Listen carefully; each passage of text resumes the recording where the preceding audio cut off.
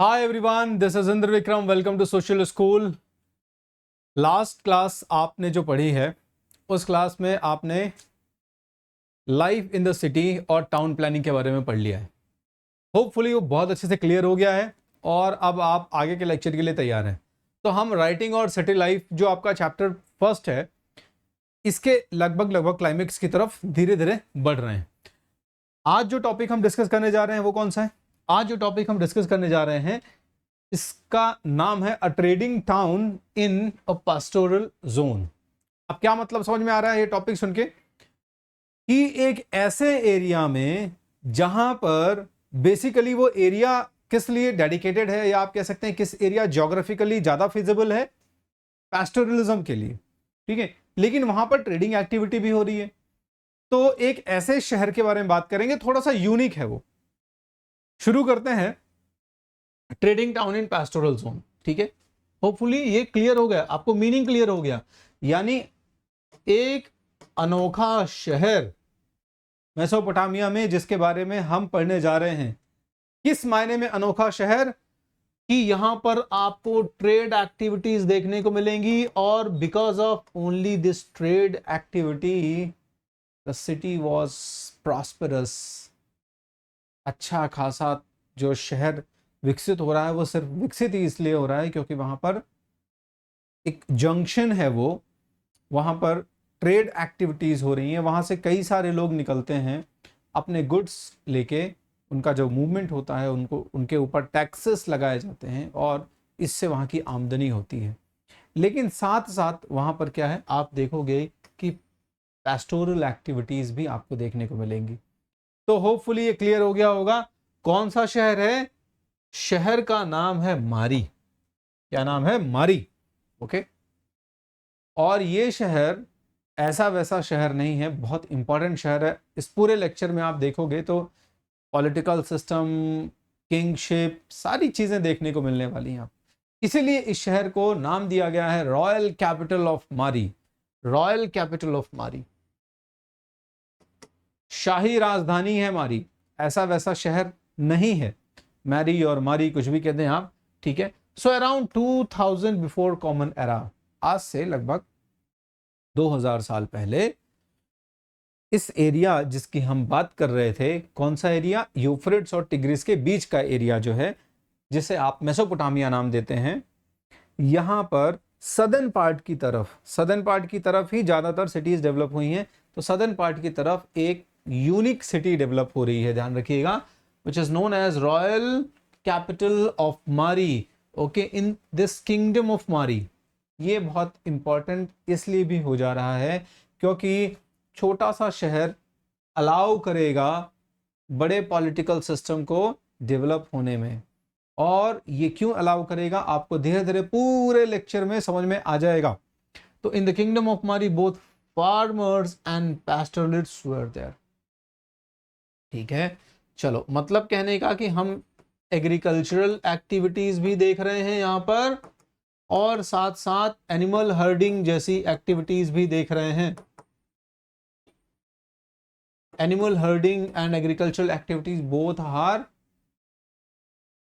Both coexisted there in the Mari city.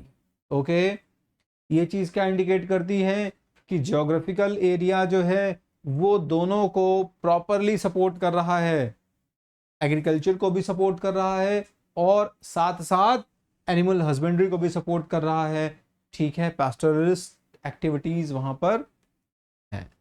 दो most of the territory was used for pasturing sheep and goat, majority जो है वो हालांकि pasture activities के लिए डेडिकेटेड है, ठीक है। क्यों? क्योंकि बड़े पैमाने पर लोग एग्रीकल्चर के साथ साथ पास्चरिंग एक्टिविटीज में भी इन्वॉल्व हैं, ठीक है, जैसे कि शीप और गोट। ये हम बहुत पहले समझ चुके हैं। जो एनिमल्स हर्ड किए जा रहे हैं, रेयर किए जा रहे हैं मेसोपोटामिया में, उनमें प्रोमिनेंट एनिमल्स जो हैं दे आर शीप एंड गोट। इनसे वुल और मिल्क, ये सारी चीज़ें मिल रही हैं, ये हमें पता चल चुका है इसके पहले के लेक्चर्स में, जब हम अर्बनाइजेशन शुरुआत में पढ़ रहे थे मेसोपोटामिया में। ऑलराइट। तो ये दो तरीके के एनिमल जो हैं इनको रेयर किया जा रहा है यहाँ पे, ठीक है। और because of these two animals there are certain products, कुछ ऐसे प्रोडक्ट्स हैं जो बहुत कॉमन है, जैसे कि एक्सचेंज ऑफ चीज, लेदर एंड मेटल। तो लेदर और चीज ऑब्वियसली एनिमल प्रोडक्ट्स हो गए, ठीक है, और ये एनिमल प्रोडक्ट्स इन दोनों में से ही ऑब्टेन किए जा रहे हैं। क्लियर है। तो ट्रेडिंग एक्टिविटी की तरफ हम चले गए, मतलब खेती बाती हो रही है, एनिमल्स हर्ड किए जा रहे हैं, और उन एनिमल्स के जो प्रोडक्ट्स हैं इनको ट्रेड भी किया जा रहा है। जैसे मिल्क रिलेटेड प्रोडक्ट्स हो गए, चीज वगैरह हो गया, लेदर हो गया, चमड़ा हो गया, ठीक है, तो इसको ट्रेड किया जाएगा। क्लियर हो गया, ठीक है। And metal in return to grain, metal tools etcetera, ठीक है। जो चीजें यहाँ पे नहीं हो रही हैं उनको ये चीजें ट्रेड करके ऑब्टेन किया जाएगा, ठीक है, ध्यान रखिए। तो जो लोग अनाज नहीं उगा रहे हैं, जैसे कि जो पास्चर एक्टिविटीज में है, तो पास्चर एक्टिविटीज के लोग ग्रेन्स वगैरह कैसे ऑब्टेन करेंगे? वो ये चीज और लेदर और मेटल की जो चीजें हैं ये फार्मर्स के साथ में ट्रेड करेंगे, और इस तरीके से अपने रिक्वायरमेंट की जो ग्रेन्स वगैरह की चीजें हैं, अनाज वगैरह है, इनको ऑब्टेन कर लेंगे। तो इस तरीके से सेल्फ सफिशिएंसी बनी रहेगी, और आप कह सकते हैं इस तरीके से एक सिस्टम बना रहेगा कि मारी में दोनों तरह के लोग को एग्जिस्ट करेंगे, दोनों की रिक्वायरमेंट्स फुलफिल हो जाएंगी।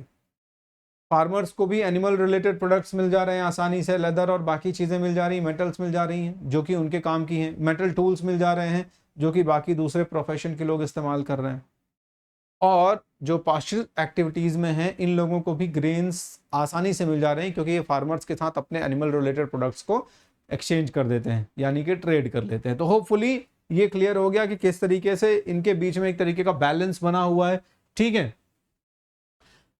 लेकिन कुछ कुछ प्रॉब्लम्स भी है, ध्यान रखिएगा, ठीक है, प्रॉब्लम्स। तो अभी हमने समझ लिया कि एक शहर है मेसोपोटामिया में, मारी नाम का शहर है, जहां पर एग्रीकल्चरल एक्टिविटीज और साथ साथ पास्चर एक्टिविटीज दोनों बहुत अच्छे से चल रही हैं, और किस तरीके से दोनों ग्रुप के लोग एक दूसरे की नीड्स को फुलफिल कर देते हैं। लेकिन कुछ प्रॉब्लम्स भी हैं, इश्यूज भी हैं। कई बार ये जो एनिमल हर्डर्स हैं, पास्चर्स हैं या फार्मर्स हैं, ये दोनों एक दूसरे के लिए प्रॉब्लम क्रिएट कर देते हैं, और यही चीज़ पिछले जो लेक्चर्स हैं उनमें भी मैंने आपको बताया कि यही जो इश्यूज होते हैं ये मौका देते हैं पॉलिटिकल सिस्टम को डेवलप होने का। तो अब देखो, शेफर्ड्स, शिप रेयरिंग करने वाले जो लोग हैं, ये कई बार अपने शिप के झुंड जो होंगे ना, ग्रुप में शिप्स को लेके जाएंगे और क्रॉप्स को रुइन कर देंगे पूरी तरीके से। भेड़ों को छोड़ दिया, अभी भेड़ लेके जा रहे हैं, उनको प्रॉपर कंट्रोल नहीं किया, उनको प्रॉपर गाइड नहीं किया, तो भेड़ें जो है वो ग्रुप में क्रॉप्स की तरफ, फील्ड्स की तरफ एंटर हो गई। तो जब फील्ड्स की तरफ एंटर होंगे, ऑब्वियसली बात है ये पूरी जो फसल है वो बर्बाद हो जाएगी, ठीक है। Herdsman being mobile can red agricultural villages. कई बार अब ये जितने हर्ड्समैन हैं, यानी कि जो एनिमल हर्डिंग करते हैं, ये लोग कई बार ग्रुप बनाकर टाइम बे टाइम, है ना, जिस समय फार्मर्स जो है प्रॉपरली अवेयर नहीं है उस समय जाएंगे और क्रॉप एरियाज़ में यानी फील्ड एरियाज़ में रेड कर देंगे, फसलें चुरा लेंगे उनकी, ठीक है, या उनके जो अदर गुड्स हैं उनको छुपा लेंगे, जब्त कर लेंगे, या कह दो छुपा लिया एक तरीके से, ऑलराइट। जो भी बचा के रखा हुआ है उन्होंने उसको छुपा लिया। Farmers may deny pastoralist access to river, canal water and certain roots.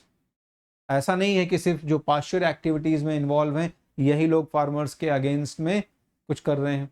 Farmers भी अब रिटेलिएट करेंगे, तो फार्मर्स क्या करेंगे, फार्मर्स इन पास्चर्स को जो है ये सेटल ग्रुप हैं, मतलब कहने का ये वो लोग हैं जो ज़्यादा मूवमेंट नहीं करती, क्योंकि शेफर्ड्स और हर्ड्समैन जो है ये थोड़ा सा मूवमेंट करते रहते हैं, ये पर्टिकुलर एक जगह पर कम समय रहते हैं, या आप कह दो कि शायद भले घर उनका है एक पर्टिकुलर एरिया में, लेकिन फिर भी वो ज़्यादातर मूवमेंट्स में रहते हैं। साल के ज़्यादातर मूवमेंट्स इसलिए उनके, क्योंकि उनका काम ही है बेसिकली अपने एनिमल्स को ग्रेजिंग करवाना, चरवाना।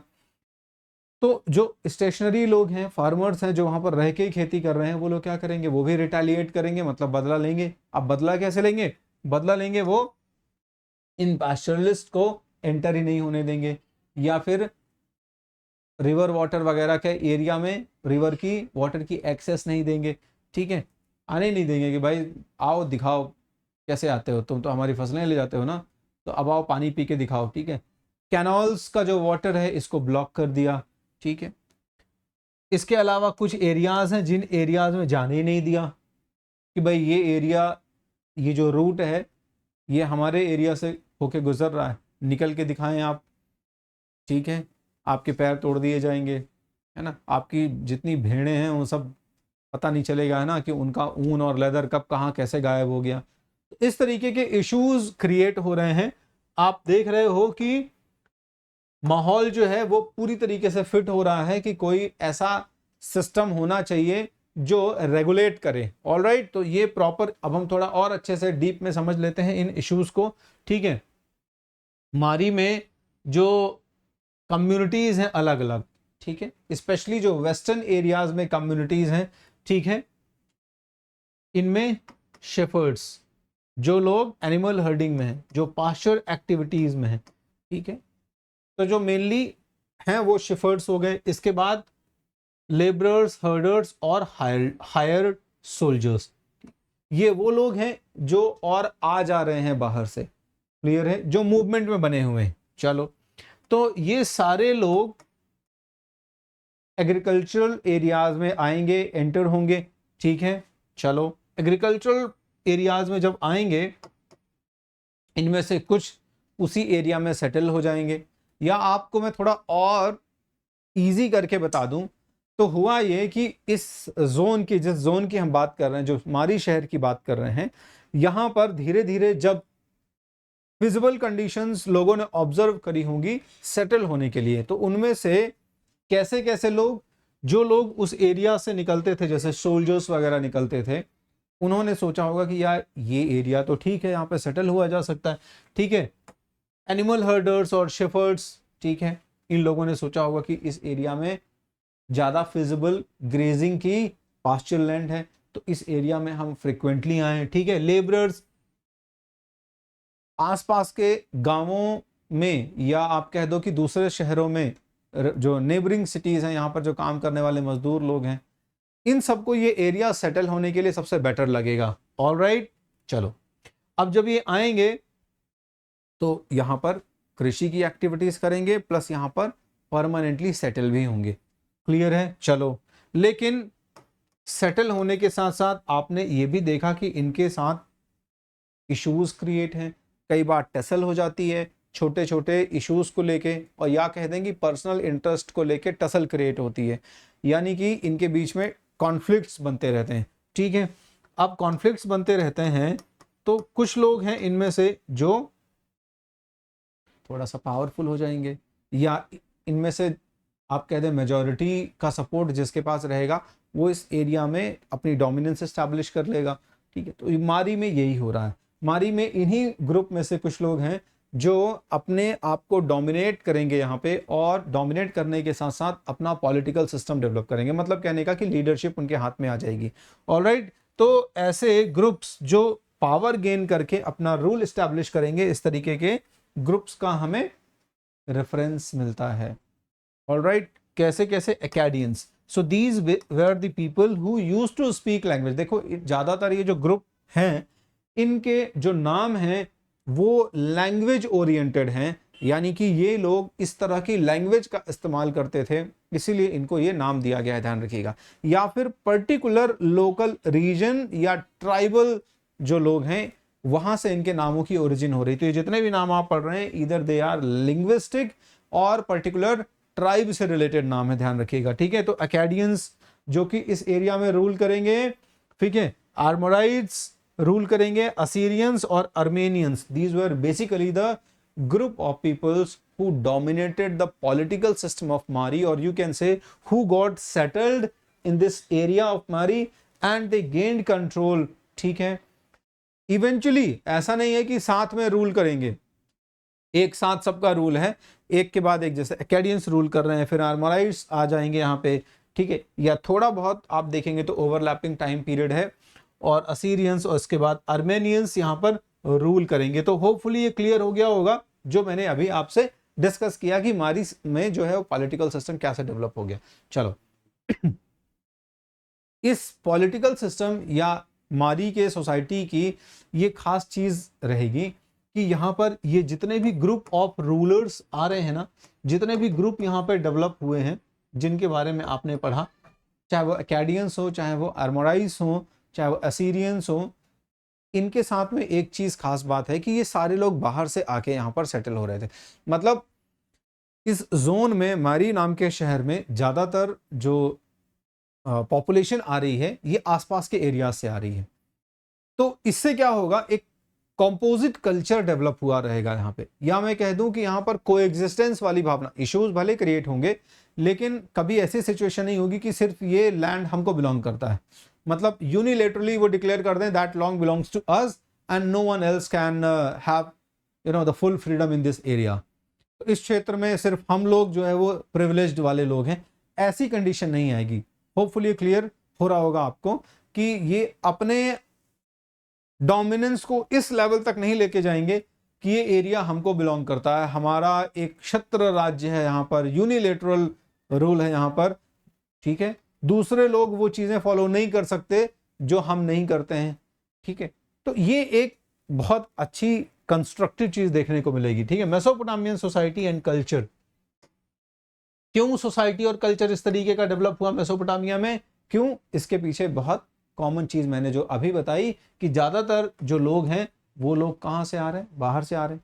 तो वो सारे लोग अपने अपने कल्चर्स को, अपने अपने जो कस्टम और पैटर्न्स और ट्रेडिशंस हैं उन सबको इंटैक्ट करके रखना चाह रहे हैं। So this is the reason. Hopefully ये क्लियर हो गया होगा। So society and culture are open to different people and cultures. Why? Very clear. जब खुद यहाँ पे पहले से आए हुए लोग हैं वो अपनी चीजें इंटैक्ट करके रखना चाह रहे हैं, तो बाहर का अगर दूसरा ग्रुप आता है तो उसके लिए भी वो छूट है वहां पे, वो भी अपने कस्टम्स को, ट्रेडिशंस को पूरी तरीके से ओबे करे। क्लियर हो गया? Vitality of the civilization was perhaps due to this intermixing. Alright, तो इस सिविलाइजेशन की जीवंतता, vitality, the life of this civilization, इस सिविलाइजेशन में जो लाइफ आ रही है, लाइफ मीन्स टू से जो हमें लाइफ दिख रही है, जो हमें एनर्जी दिख रही है इस सिविलाइजेशन में, ठीक है। वाइटलिटी का मतलब ये होता है लिविंग फोर्स, एक तरीके का जीवंतता दिखे उसमें, लाइफ दिखे, जीवन दिखे उसमें। तो the vitality of the civilisation is because of intermixing, because they accepted that intermixing. This is the very good thing. जैसे भारत देश की बात कर लें हम आज के समय में, तो भारत देश कंट्री जहां पर एकता में अनेकता, यूनिटी इन डाइवर्सिटी, तो एक भी हैं, डाइवर्स भी हैं। डाइवर्स क्यों? आप देखेंगे religion, language, culture, customs, caste, traditions, तमाम डिफरेंट डिफरेंट दिखते हैं। In spite of all these variations we all are Indian, ठीक है। तो ये चीज कुछ झलक आपको मेसोपोटामिया के यहाँ पे कल्चर में देखने को मिल जाएगी कि ये जो इंटरमिक्सिंग है उसको इन लोगों ने इतना पॉजिटिवली लिया कि उस इंटरमिक्सिंग की वजह से इस एरिया में एक वाइटलिटी देखने को मिलेगी आपको। Alright, hopefully it is clear to everyone. Now moving to the next thing, the political system of Mari. इस पॉलिटिकल सिस्टम ऑफ मारी को भी मैं यहीं पे कवर कर दे रहा हूं अलग से वीडियो, ऐसा नहीं है कि हम अलग से डिस्कस कर लेते हैं, ठीक है। तो कोई बहुत बड़ा ऐसा नहीं था टॉपिक, इसलिए मैंने कहा कि एक साथ आपका पहले मारी का इंट्रोडक्शन हो जाएगा और उसके बाद हम political system, because both these things are interrelated, तो एक में ही कवर हो जाएंगे। चलिए, तो पॉलिटिकल सिस्टम ऑफ मारी की बात करते हैं हम आगे। अभी आपने समझ लिया कि पॉलिटिकल सिस्टम जो डेवलप हुआ इसके पीछे मेन जो फोर्स है वो क्या था। वो मेन फोर्स है यहाँ पे इश्यूज जो हैं, इश्यूज की वजह से लोगों को या जो भी ग्रुप डोमिनेट है उसको मौका मिलेगा ना कि वो यहाँ पे पीस बना के रखे, कोशिश करे इश्यूज को कंट्रोल करने की, रिलीफ प्रोवाइड करे। तो पॉलिटिकल सिस्टम इस तरीके से थ्रस्ट मिलेगा उसको इमर्ज होने का। चलो, द किंग्स ऑफ मारी वर एमोराइट्स। जिस समय के हमें रेफरेंसेस मिल रहे हैं, ऐसा नहीं है कि हमेशा यही लोग रहे हैं, लेकिन जिस समय के हमें रेफरेंसेस मिले उनमें ज्यादातर मारी में जो रूल रहा वो किन लोगों का रहा? एमोराइट पीपल्स का रहा, ठीक है। दे वर नॉट द एबोरिजिनल्स और एक्चुअल और ओरिजिनल इनहैबिटेंट्स ऑफ मारी। ध्यान रखिएगा, ये लोग भी कौन है? ये लोग भी वही लोग हैं जो शायद घूमते फिरते नेबरिंग एरिया से कभी मारी के एरिया में आए होंगे, Okay, so these peoples or these group of peoples, you can say, were not the actual inhabitants of Mari, but eventually they gained the political control of Mari. समय के साथ इन्होंने मारी में अपना जो पॉलिटिकल डोमिनेंस है ये इस्टेब्लिश कर लिया, ध्यान रखिएगा। होपफुली ये क्लियर हो रहा होगा। All right, they dressed differently from original inhabitants. Clear हो गया। इनका पहनावा, इनका अपीयरेंस, अटायर जो होता था वो यहाँ के एक्चुअल जो ओरिजिनल लोग हैं, इनहैबिटेंट्स हैं, इनसे काफी डिफरेंट होता था। तो कल्चरली ये डिफरेंट। अब देखो बात क्लियर हो गई जो अभी हम कर रहे थे कि ये खुद भी तो चाहेंगे ना कि हमारा पहनावा, कल्चर, लैंग्वेज, हमारा फूड पैटर्न थोड़ा इंटैक्ट रहे, जहां से हम आए हैं वो लेके। तो इनको सम्मान करना भी पड़ेगा यहाँ के ओरिजिनल लोगों का, या उनके जो कस्टम्स हैं, ट्रेडिशंस हैं, फूड हैबिट्स हैं, ड्रेस पैटर्न्स हैं, उन सब का। Okay, so they dressed differently, but they respected the natives culture, tradition और जो बाकी चीजें। All right, respected Mesopotamian god. So Amorites का religious inclination different है, लेकिन वो मेसोपोटामिया के जो लोकल लोग हैं वहां पे उनके गॉड को भी वो प्रॉपर रेस्पेक्ट देते हैं। ठीक है, और उनके पास जो भी रिसोर्सेस हैं उन रिसोर्सेस से उनकी हेल्प भी करते हैं कि आप अपनी जो भी रिचुअलिस्टिक एक्टिविटीज हैं उनको भी आप कर सकते हैं, कोई दिक्कत नहीं है यहाँ पे।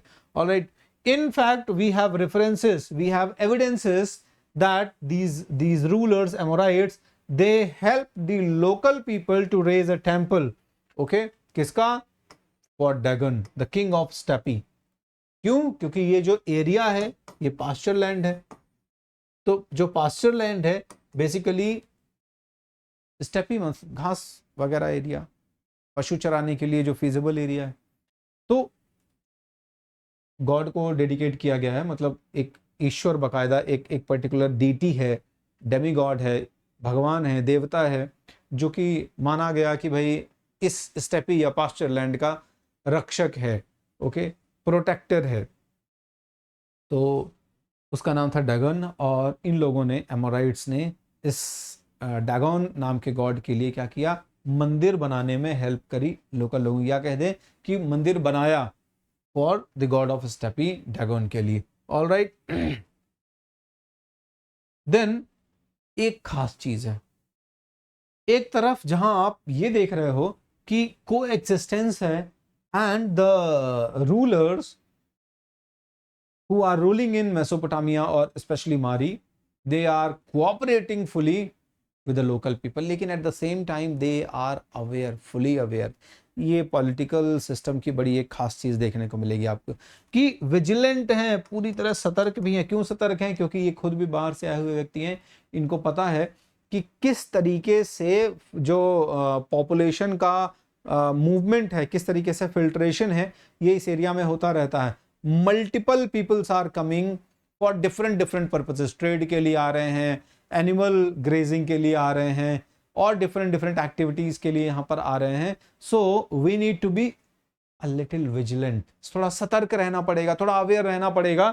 क्या पता कभी कोई ग्रुप का व्यक्ति ऐसा भी आ जाए जो हमारे लिए प्रॉब्लम क्रिएट कर दे, यहाँ की लोकल जो पीस है, सिक्योरिटी है, उसके लिए प्रॉब्लम क्रिएट कर दे। ऑल राइट, तो ये किंग्स क्या करते थे?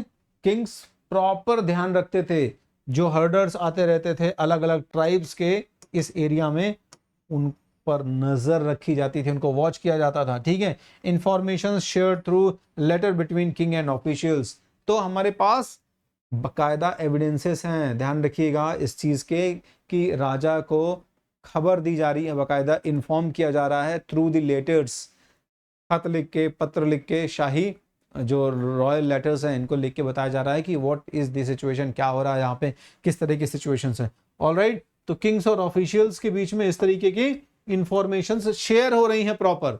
Alright, so political system of Mari was not an ordinary kind of, आप देख रहे हैं कि it fulfills all the need of an ideal kingdom. In fact let me just show you कि मारी इतना प्रॉस्पेरस है कि वहां का सिर्फ जो शहर है, ठीक है, उसका जो पैलेस है, राज भवन जिसे आप कहते हैं, शाही जो निवास स्थान है, ठीक है, रॉयल प्लेस जो है, उसका एक इमेज मैं आपको दिखाता हूँ, ठीक है। तो वो इतना फेमस है कि लोग, आसपास के एरिया के लोग सिर्फ मारी के राजा से मिलने इसलिए आएंगे कि चलो देख के आते हैं कि मारी के राजा का पैलेस कितना आलिशान है। So you can just imagine the prosperity of Marina, ठीक है। Mari, this is the city, more than 100 rooms is, you know, आज के समय में is not easy to build, और उस समय इतना बड़ा शाही रॉयल पैलेस बना हुआ है, ठीक है। इनर कोर्ट देख सकते हैं, आउटर कोर्ट देख सकते हैं, ऑडियंस हॉल देख सकते हैं। तो अब मैं बता, आसपास के राजा आते ही इसीलिए थे कि वो देखेंगे ओपुलेंस, जो वैभव है, प्रॉस्पेरिटी है, ठीक है, kitchen, laboratory, everything is well planned, ठीक है, एंड वास्ट, मैग्नेनिमस, ठीक है। तो ये दिखाने का पर्पस सिर्फ यही है कि आप एज्यूम करें कि मारी जो शहर है वो अब कुछ बड़े शहरों में से एक है, ठीक है, या सिर्फ बड़ा शहर ही नहीं है, अपने समय का प्रॉस्पेरस शहर भी है। चलो, good example of N urban centre, alright, with prosperous trade, with prosperous trade, ठीक है। एक संपन्न व्यापार, और संपन्न व्यापार के साथ साथ एक शहरी केंद्र, अर्बन सेंटर। सिटी का पिक्यूलियर कैरेक्टरिस्टिक है ट्रेड, ठीक है, ध्यान रखिएगा, ये हम पहले क्लियर कर चुके हैं। अगर शहर है तो ट्रेड तो होगा ही, ठीक है, अगर ट्रेड नहीं है तो फिर शायद वो शहर भी नहीं है, ये चीज हमने बहुत पहले ही समझ ली है। So it was located in the Euphrates in a prime location और द प्राइम पोर्शन, ठीक है, यूफ्रेट्स के ज्यादा नजदीक है मारी नाम का शहर। मूविंग टू द नेक्स्ट, ये आप आज मारी नाम के शहर को अगर देखोगे, ठीक है, तो इसकी जो लोकेशन है that is on the Euphrates river, on the banks of Euphrates river you can से, ऑलराइट। नॉर्थ की तरफ अगर आप आज मैं कहूँ अगर कि ये हो गया आपका यूफ्रेट्स और टिग्रिस के बीच का रिवर का एरिया, यानी कि मेसोपोटामिया, सदर्न पार्ट की तरफ मारी है, ठीक है। तो ये पूरा नदी का एरिया, मतलब ऐसा नहीं है कि एग्जैक्टली नदी का एरिया, जस्ट आपको एक सिंबॉलिकली एक्सप्लेन करने के लिए बता रहा हूँ। So when you move towards the northern area you will reach to Syria, or you can say Syria was touching the boundaries of Mari city, all right, here in the western part Lebanon and eastern part Turkey. So you can see कि major cities हैं जहां से exchanges हो सकते हैं, तो trade के लिए बहुत फीजिबल लोकेशन है मारी की। तो यहाँ के जो लोग हैं they will use the roadways and the waterways भी अवेलेबल है through the Euphrates river, land route available ही है। तो रोडवेज या लैंड रूट और वाटरवेज, इन दोनों के थ्रू मारी से व्यापार कर सकते हैं। तो Mari is located in a place where you can say the kind of trade centre, ठीक है। इसकी वजह से अच्छा खासा फायदा हो जाता है मारी के किंग्स को। इन सब में टैक्सेस भी तो लेंगे, ठीक है। अब इन सारे एरियाज से किन किन चीजों का ज्यादातर व्यापार हो जाता है? वुडन का, वुड का, कॉपर का, टिन का, ऑयल का, wine and other different usable goods. तो ये सारी चीजें ट्रेड हो रही हैं इन लोकेशन से या इन ज्योग्राफिकल लोकेशन से। And because of that Mari emerged as the urban centre, not only the urban centre but a city with prosperous trade. Hopefully ये क्लियर हो गया होगा आपको। चलिए, तो इस तरीके से हमने लगभग ये जो आपका चैप्टर था इसको कंप्लीट कर लिया, अ trading town in pastoral zone. So from now onwards we are going to start for you the class 11th and class 12th dedicated batches. All right, हम ये आपको बार बार इसलिए भी बोल रहे हैं, रिमाइंड होता रहे आपको कि आपके लिए डेडिकेटेड बैचेस, अगर कोई पर्सन नहीं सुन पाया है तो बहुत अच्छे से सुन ले, समझ ले, और फिर उसको ये ना लगे कि यार ये इंफॉर्मेशन मिस हो गई। ऑलराइट, तो हमारे जो 2 बैचेस हैं, इंसेप्शन और विक्ट्री, ओके, ये ठीक है, ये Inception batch for class 11 and the victory batch for class 12, जिनके बारे में डेडिकेटेड वीडियोस मैंने आपको ऑलरेडी बनाया और बताया हुआ है। इनको ज्वाइन करने का बहुत ही सुनहरा मौका है आपके पास, आप चाहें तो ज्वाइन कर सकते हैं और अपनी जो लर्निंग्स हैं उनको बहुत बढ़िया तरीके से एंजॉय करते हुए अपनी क्लास और 11th और 12th की जर्नी को शुरू कर सकते हैं with your dear faculties, dear teachers. ठीक है, फायदे क्या हैं ये आपको पहले भी गिनाया जा चुका है, फिर से बता देते हैं कि इन बैचेस को ज्वाइन करने का, अनअकैडमी के ऐप पर पढ़ने का फायदा है टीचर के साथ real time interaction, okay, the option to chat with the teacher, okay, then you can ask questions, you can get your doubts resolved, ठीक है, उसी समय while you are getting instructed by the faculty, while you are taught by the faculty, okay, then live poll quizzes, then option to compete with your friend, scholarship test options to avail the scholarship, ताकि आप अपनी पढ़ाई को बहुत आसानी से fund कर पाएं। इसके साथ साथ ये तो बहुत सारे फायदे है ही हैं, और आप जब ये फायदे चाहते हो कि आपको मिले तो आपके पास ऑप्शन है, ठीक है, जल्दी से आप कोड है तो आप कोड इस्तेमाल करें, इंद्र वी जो है वो कोड आप इस्तेमाल कर सकते हैं।